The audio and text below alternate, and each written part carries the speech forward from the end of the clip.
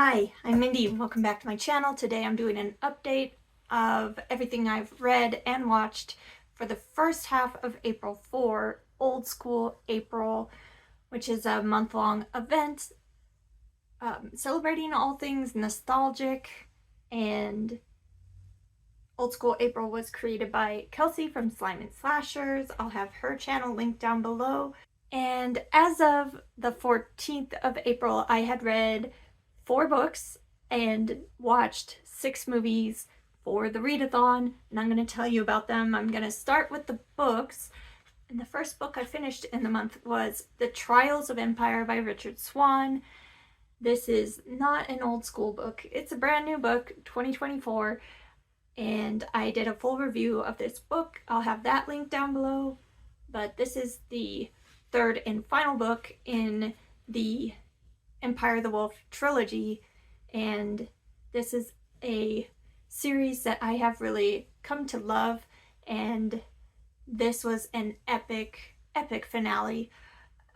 Everything was turned up to 11 is what I'll say, and there are even some horror elements which makes my heart happy. Man, it was intense and I liked it.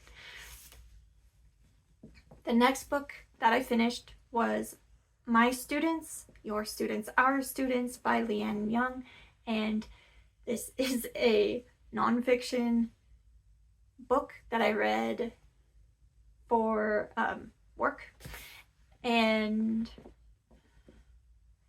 it was a really interesting book on a new way of structuring and looking at special education, and our school's going to be trying a lot more inclusive approach, and it's very exciting.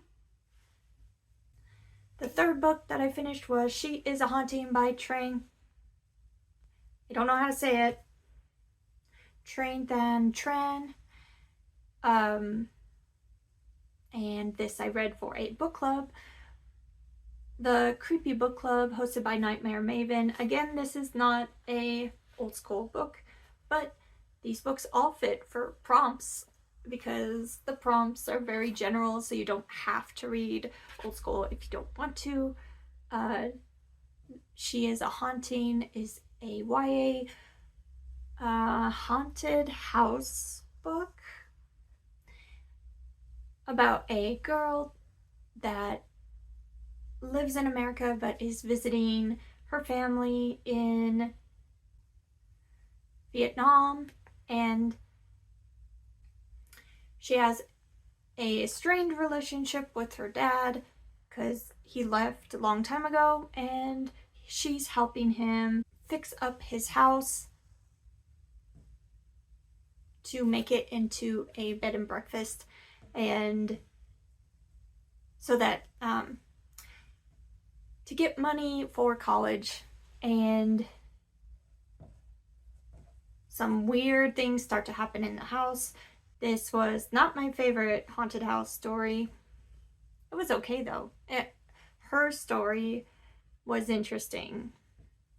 Her life story, her family being in Vietnam, and all these new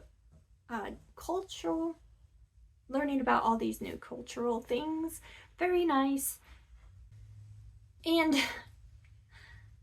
the last book I finished in the first half of April was The Blood Mirror by Brent Weeks, which is the 4th book in the Lightbringer series. And I read this as a buddy or a group read on the Bookish Drummers Discord. I'll have his channel linked down below. And again, not old school. Don't worry, I am reading old school stuff in the second half. But this is a really great series that I am really into. This one was a little bit odd because it's kind of a coming of age story, and this one is there's just like a lot of like awkward first sexual experiences and stuff. Kind of awkward, but I do like this series a lot. Now for the six books that I, no, now for the six movies that I watched in the first half of April. These ones are nostalgic, yay! The first one that I watched in the month was The Great Mouse Detective from 1986. I didn't think that I had seen this before. It's an animated movie about mouse detective and how the detective is helping a little girl find her dad.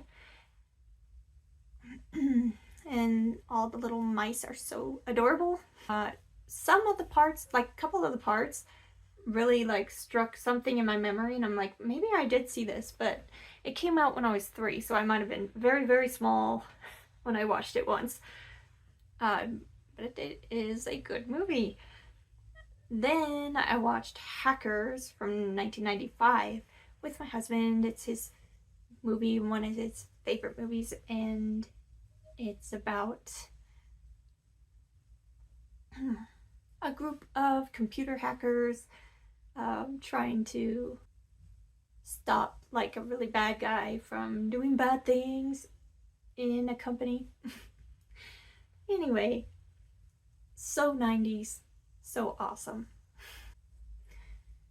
Then I watched a brand new movie in the theater, Dune 2, which is nostalgic for the books, old school books, and the old school movie. And I love these new movies so much, and it was definitely worth seeing on the big screen. A great sci-fi action movie, action adventure movie, and I highly recommend the Dune movies. Then I rewatched Lisa Frankenstein, which is also a brand new movie. I watched it in the theater a couple months ago, and then I got the Blu-ray and I watched it again because I love that movie. It's super campy, very, very campy. Comedy with a little bit of horror, but not like scary horror. It's more like a bloody comedy with some gross stuff. One of those really rewatchable, fun movies. Next, I watched Ferris Bueller's Day Off. It's been a while since I've seen this one, and I'm really glad that I watched it again. It is so much fun. It's definitely lasted the test of time since it was made in 1986, so wow, that's a good movie.